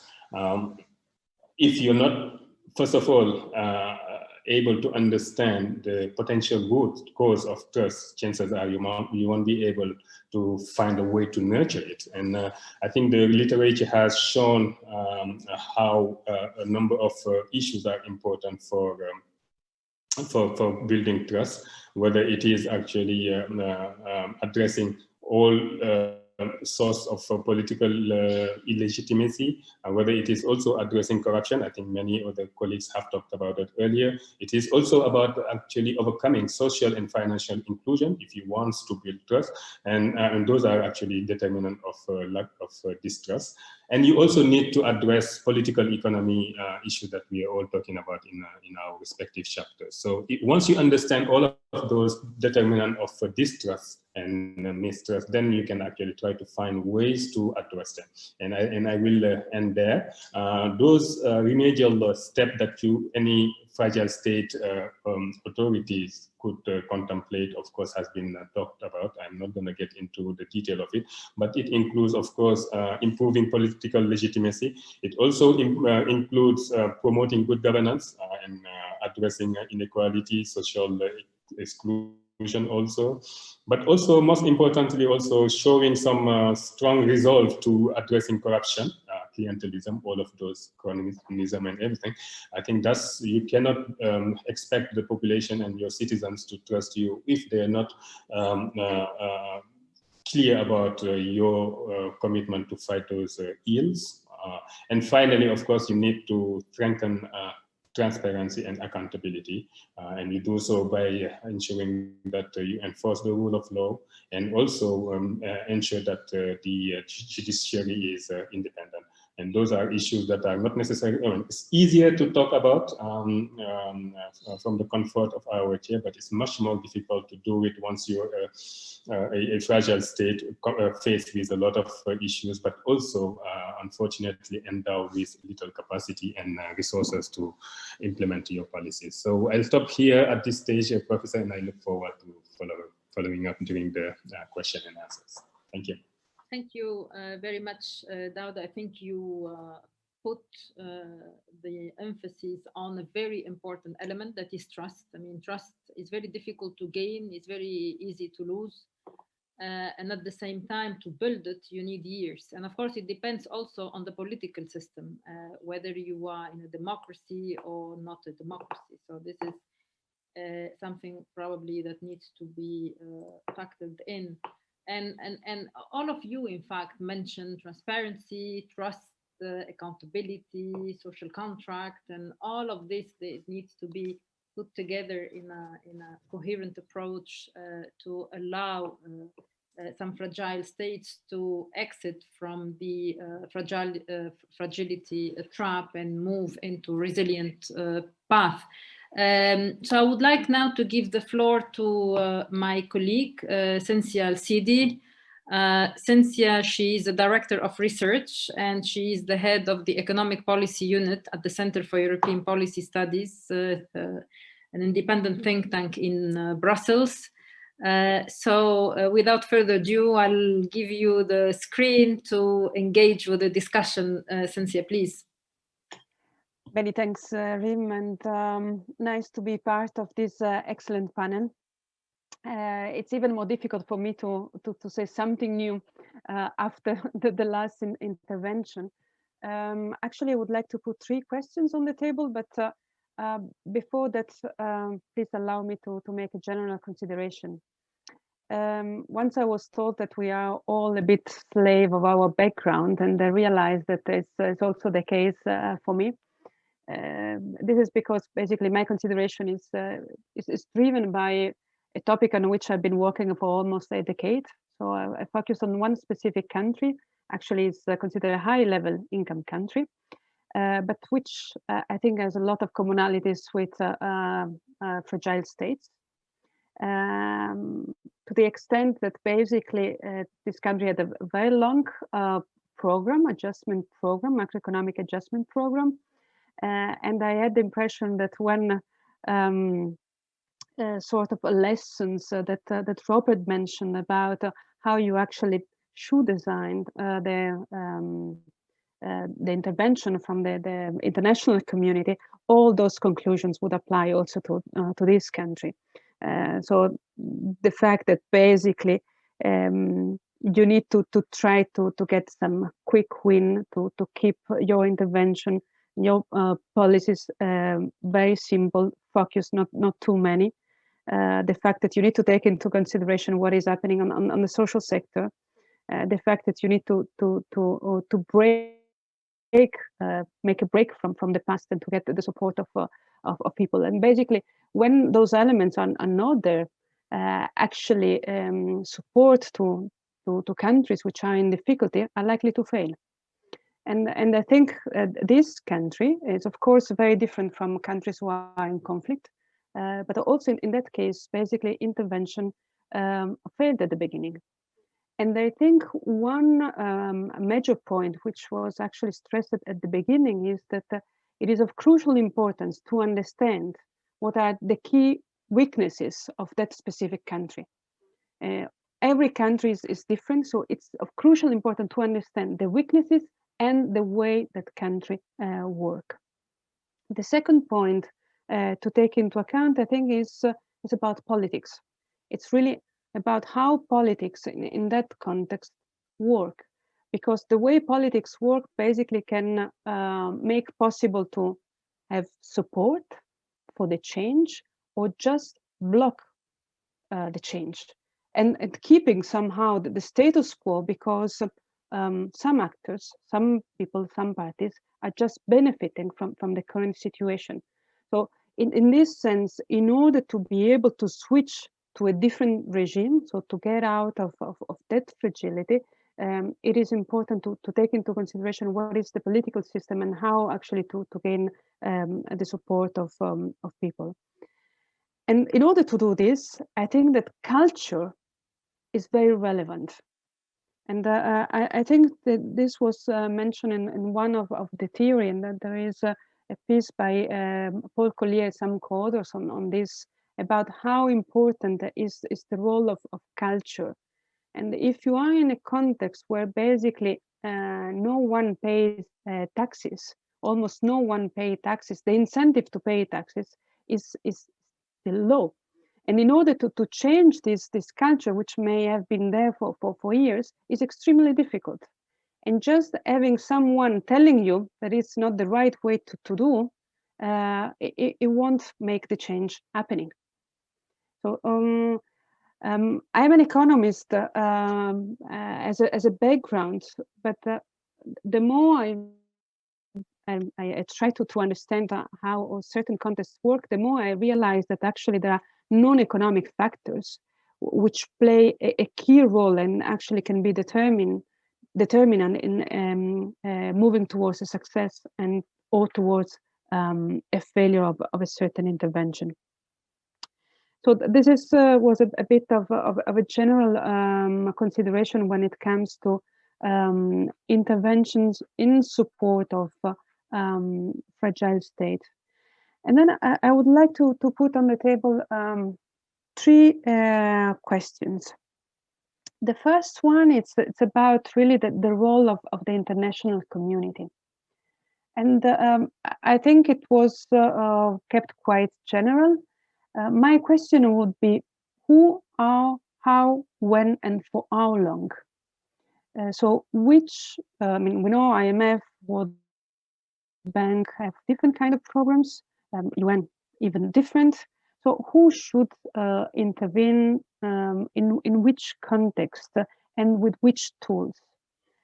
And here I think one second order question is, the intervention should be more in terms of technical assistance, traditional technical assistance to implement reforms, changes, financial assistance, and when financial assistance should go in the direction, for instance, of debt relief, which is a point which was mentioned earlier as well. I understand that every country is different, but I think it is important actually to ask this question in order also to get a framework and to set also expectations on the side of countries. My second question relates to commodities. It was mentioned several times that in many fragile countries are actually characterized by wealth in commodity. Why is that a problem? It actually should be a source of easy income. In fact, it turns out to be a problem. And the problem, I think, it's not only of economic nature. It's not only that the kind of Dutch disease, traditional problem that the economy is not diversified. I think one other fundamental problem is that in such context, there may be a race or a fight to take over the rents. And this is when actually it becomes problematic. And this may actually link to my third point, which is about the political regimes, which Rim just mentioned. So to what extent there is a link or maybe a correlation between the kind of political regime and a certain management of natural resources and how this can be improved. I mean, one can think of even a centralized regime where you have a benevolent social planner where the rents from the commodities are just redistributed. The problem is that this most of the time doesn't happen. So what kind of framework or system can actually be envisaged or designed in order to take the best out of a context where commodities are present? I would like to stop it here for the moment with these three questions, but I'm happy actually to interact again with the panelists. Thanks. Thank you, Cynthia. This is really giving a good, I would say, tempo for the discussion. I think we should all be on screen to discuss this point. So I would like to start with Ralph. That I see that he has his hand raised. Ralph. Thank you, Reem. Thank you, Cynthia. And I was, we worked together on the book with my colleagues, and certainly we've worked with Robert on fragile issues. But it's always good to hear them again, and you get, sort of or hear in different, present it every time you see it, you get a different cut at it. But let me cut to Cynthia's question on the role of IFIs. And here I'm not speaking for the IMF, I'm speaking from the context of the book itself. And Raphael may want to, since he's in the fiscal department, may have more to say on the fiscal side. If I take Paul Collier's chapter and what Robert was saying and Thomas was saying, and put it a bit differently, there's a tendency whenever a country gets into a crisis, we all want to rush in and it's like, you know, you have an issue and you tell your friends and suddenly everybody's giving you advice.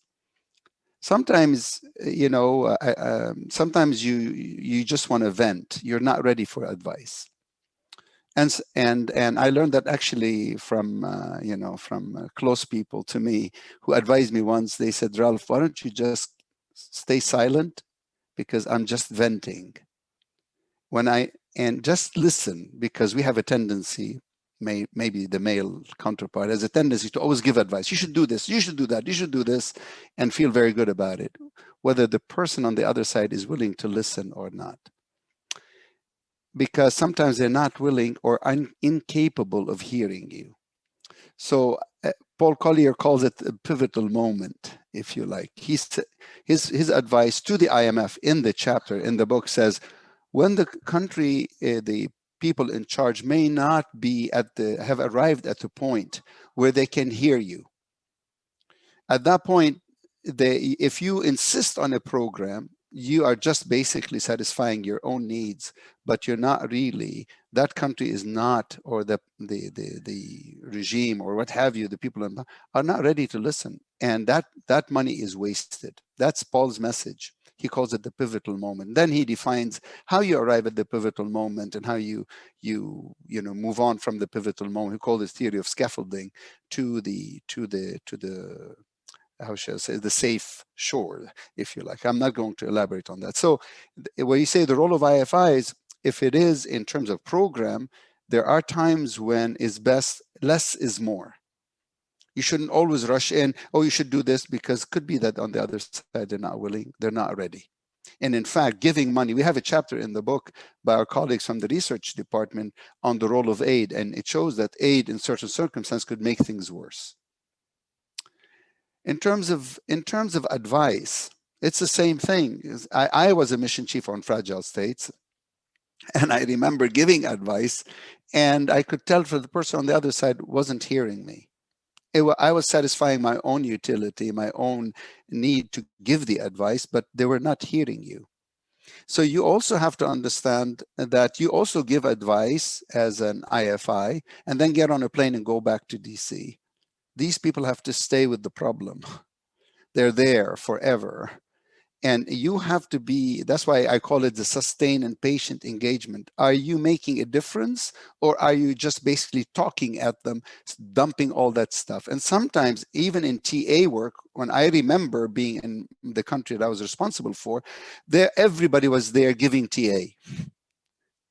So everybody was trying to get in there. All the big players, I'm not going to name them, they were in there trying to peddle their TA. You know, you should do this and you should do that. You know what the problem was? The people who are in the Ministry of Finance or Ministry of Economy or the central bank were so busy meeting with the different delegations, they had no time to work. Because in many of these countries, the talent is skin deep. They don't have that depth. You've got 2-3 people in the key ministries who can do this work, and they're busy meeting with TA experts from this country or that country or the World Bank or the IMF or the UN or what have you. That's not helpful. So that's why the 5th message in the book says we need to coordinate our efforts if we really want to make an impact. In terms of putting it in COVID, because one of my colleagues, actually a number of you, talked about the COVID example. Let me tell you what happens, what's so different about the COVID impact from a macro perspective. Typically, if it's an idiosyncratic shock to a country, and let's say it's in terms of, you're talking, Cynthia, you're mentioning a primary producer, commodity producer. Let's say it's in terms of trade shock, -1, and the price of that commodity tanks. The advice would be absorb that shock in the short run, because in the medium term, your exchange rate has depreciated, or you needed to devalue, your exports would benefit in the medium term. If you're a tourist country, your currency is cheaper. Tourists will find your country to be a better, a more acceptable in terms of monetary, more attractive, and they will come to your country. No such thing with COVID. That's what's so different. No such thing. Why? Because if you're, by the way, many of these countries have seen their exchange rate either depreciate or they had to devalue. No one is coming. Tourists are coming because of COVID. Your exports are not going to benefit because the purchasing power of the people who are buying your products have actually also tanked. It's a global shock. This is not an idiosyncratic shock. So the typical recipe doesn't work at all. So what is needed is what my colleagues are saying. We need to hold hands together. I think Thomas was we need to hold hands together. This is humanity. We are all tied together by a belt of humanity. Very good. Yeah. There's no one sitting on the bank throwing you a lifeline, say, come here. We're all in the water together. And we need to hold hands and say, what do we need? We need, so, vaccines should be going also to the poorest and the least capable of our constituencies. These are fellow humans who need it, who can't afford it. Because if they can't rise out of their predicament, we can't sell to them either. Perfect. So one less, yeah, I know. So that's your program. Your TA works, but there's absorption capacity on the other side. You cannot overburden a country just because you want to satisfy your own masters back home telling you, have you delivered? Yes, I delivered, but the question is, did you deliver what you're supposed to deliver? As for fragility, it is endogenous. Let me give you an example from the field. I was in the field. When you give advice, let's say it's fiscal, the problem is fiscal, and the country has a huge, I worked on a country where the wage bill and the subsidy bill was 32% of GDP. Mm-hmm. So the typical advice before became fragile was reduce that spending. My colleagues from the fiscal department would be ecstatic. Yeah, you need to reduce it. Yeah. But what does that really mean? Releasing people from the public sector into the private sector. That would be in a typical situation where you've overburdened, overburgeoning public sector, and you need to cut the wages and you need to release. You can't do that in fragile states. Because if you were to reduce the subsidy and the wages just haphazardly, you would create a revolution in the country. That's what I mean by fragility being endogenous. You got to be careful what your advice is. Privatization. We all talk about privatization. You want to privatize in a situation of corruption? Who do you think is going to get that that company? Those that are married to the powers to be. Mm-hmm. So the advice cannot be the same. That's what we mean. You have to understand that fragility is endogenous. I'll stop here. Thank you, Ralph. I think you made the point very forcefully. I would like to move to Thomas. And whoever else wants to talk, please raise the hand. Okay, thank you. This follows up immediately on Ralph. I wanted to ask to answer Cynthia's first and third question together, because the who, role of the international community, one handicap, if you want, of the international financial institutions or international organizations in general is that they have to work through the state. Okay. However, one big problem of if you have a fragile state with a weak state capacity, chances are that the state is captured by a kind of corrupt rent-seeking elite. And Ralph just talked about this, what happens then if you privatize.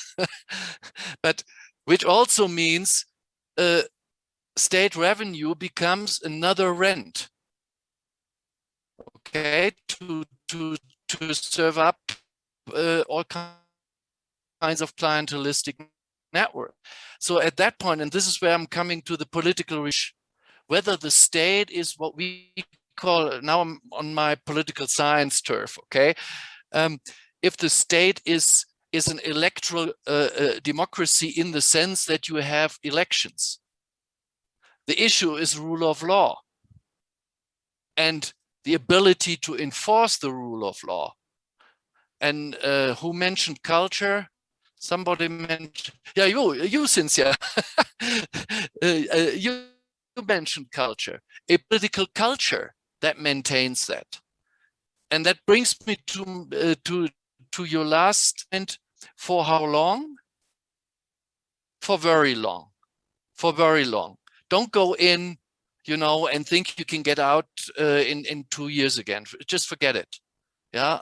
And this raises a lot of questions for the countries. For example, if you think about big state building interventions, and I'm not meaning military ones, but really heavy kind of interventions from Western powers, where the states are accountable to the citizens.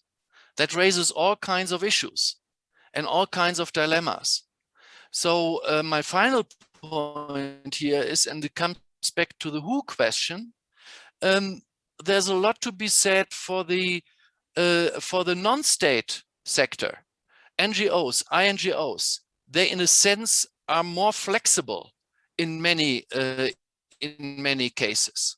Now they cannot help with fiscal stabilization, I grant you that one, but we should move away a bit from our very state-centric view, both on the side of the external actors and from the side of those who are actually the target groups in the various countries.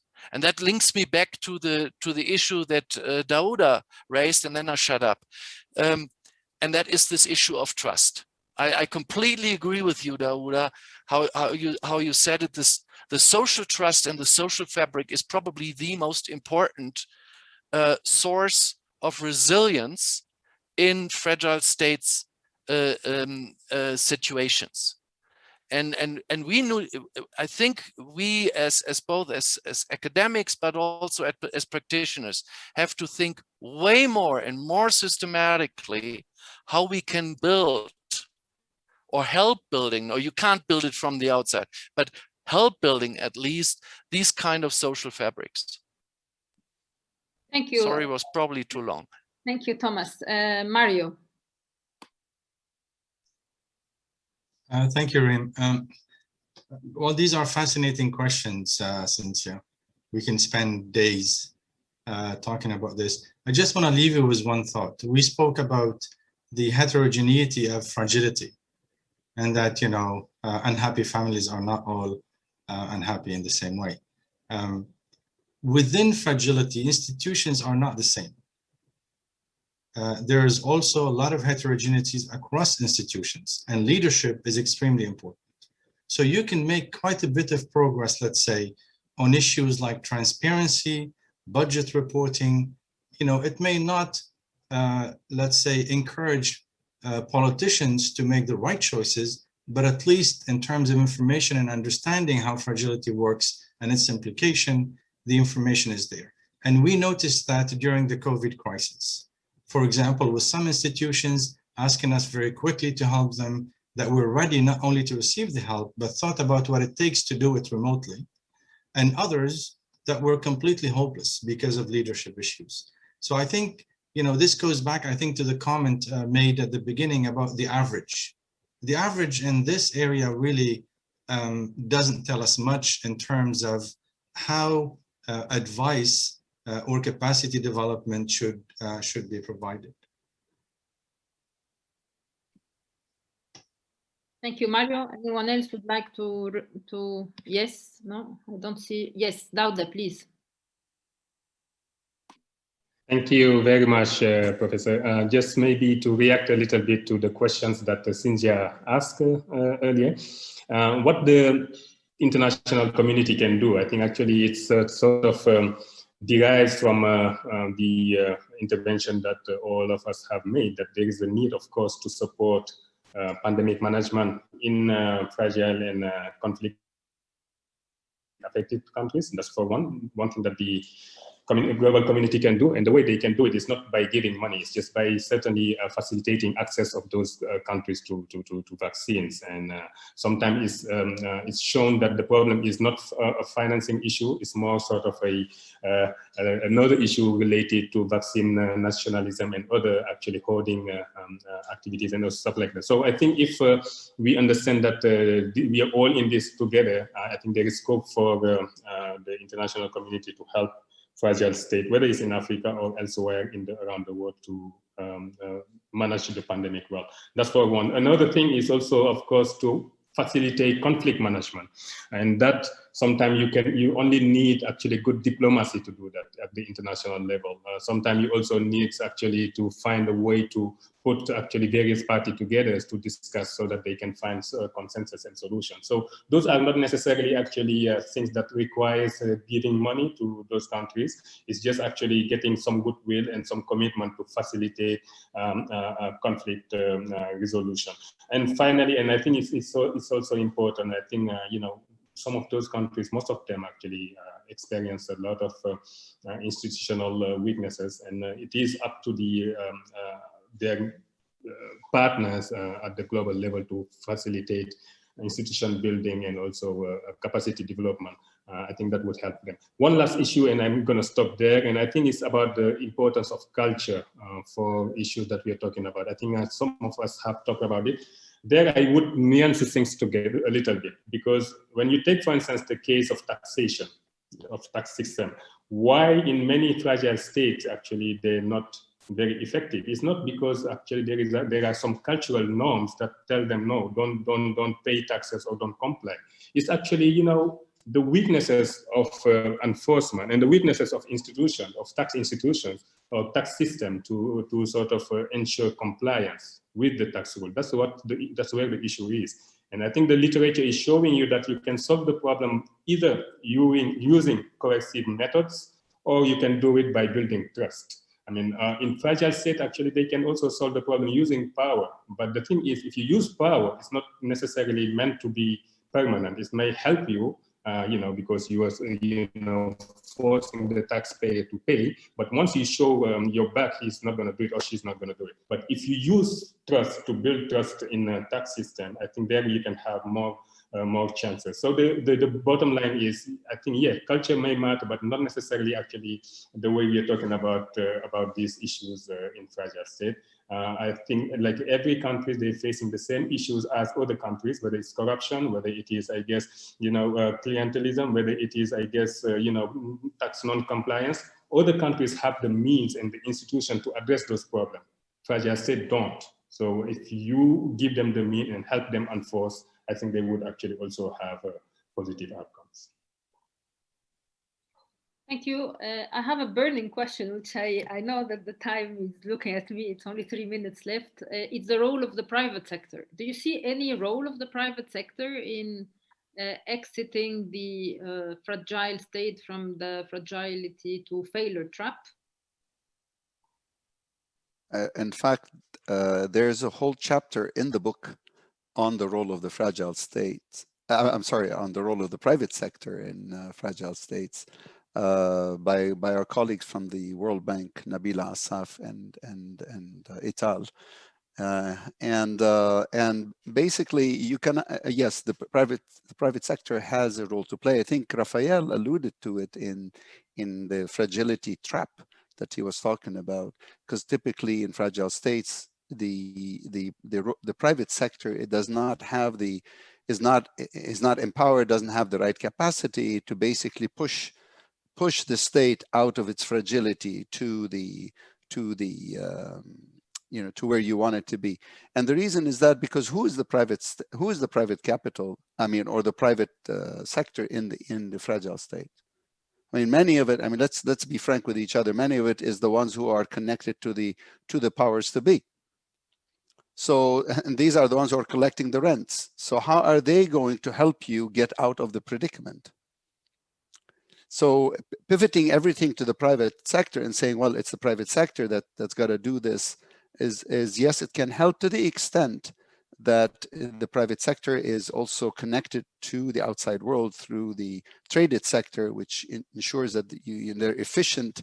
But if the private sector is sort of the non-traded sector, that is sort of services and all of these things that are not open to efficiencies, not open to competition, not open to the bottom line, also does not really help you that much.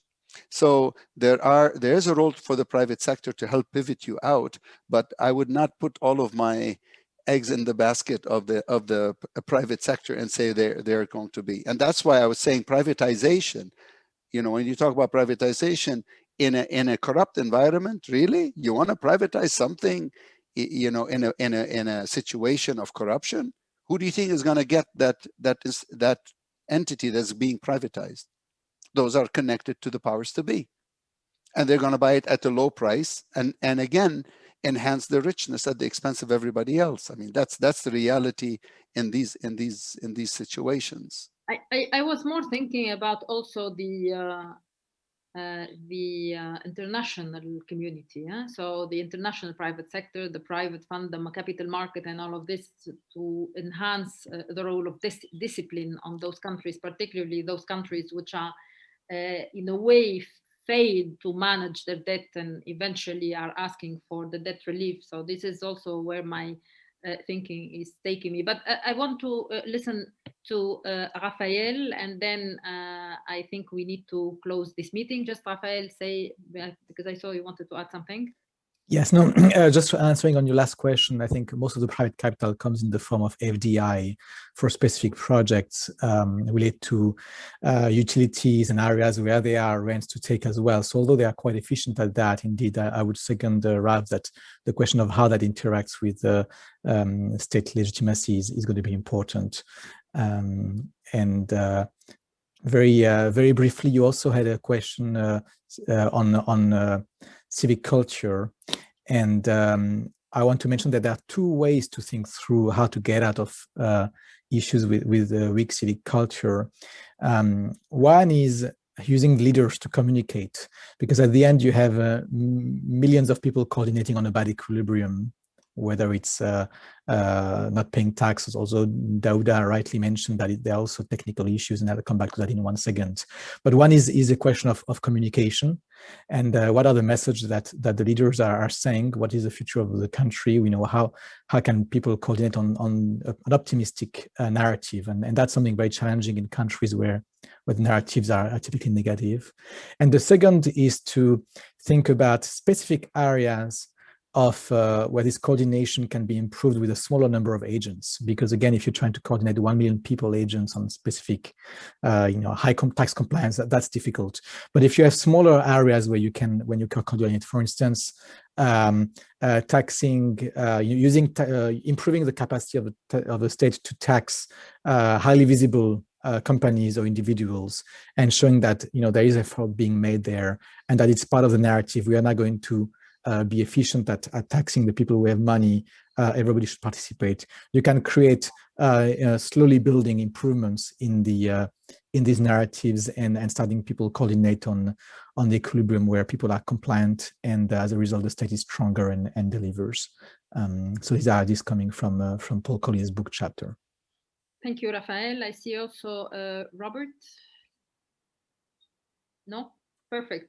So I think this has been a really very nice discussion on the fragile state post-COVID-19, what stabilization policy. I think we have a lot to, as mentioned previously, there is a lot of research that needs to be done now, and also using the experiences, how the pandemic has been managed in different countries. Before I close the meeting, I want to do a quick survey, just a poll. Just please post the questions. And then yes, these are the questions. What are the most important elements for state fragility in the Middle East and Africa? So you need to rate those: corruption, political instability, macroeconomic mismanagement, lack of political leadership. Please answer.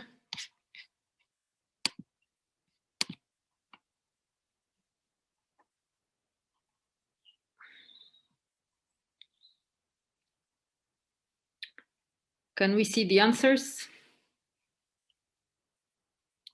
of the participants, actually?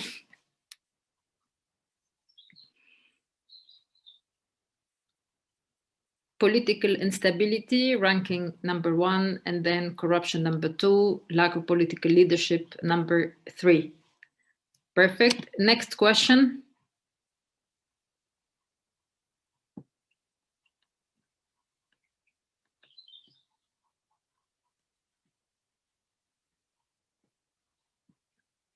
What are the factors of state resilience in Middle East and Africa?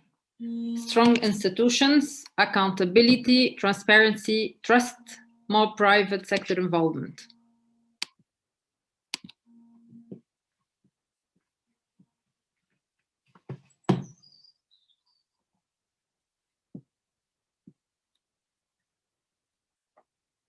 See the answers.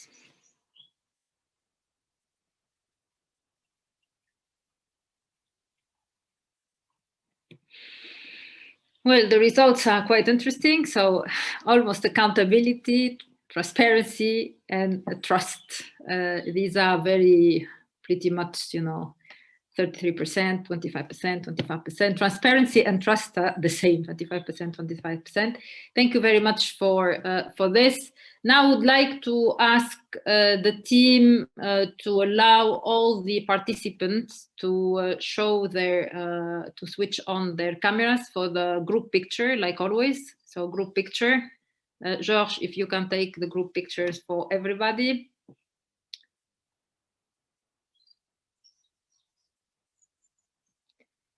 I would like to thank all the panelists, all the discussants, and then all the participants today on screen and also on the Facebook broadcasting. We had at least 200 people following this discussion. So thank you very much for this great discussion, and I think we will continue working together all on this very important topic on fragility and how to put fragile states into the path of stabilization and resilience. Thank you all, and I'm happy to have moderated this very important topic. So I think we are all there. So please be with us in our next webinar, which will be on debt transparency and private-public partnership in the Middle East and Africa. So really a very another topic which in my view should be further researched, and then to enhance this what we call the accountability, because at the end transparency has been discussed already, and I think transparency is one of the cornerstone to enhance the trust and accountability. Thank you very much all, and I hope to see you next time. Thank you. Bye-bye.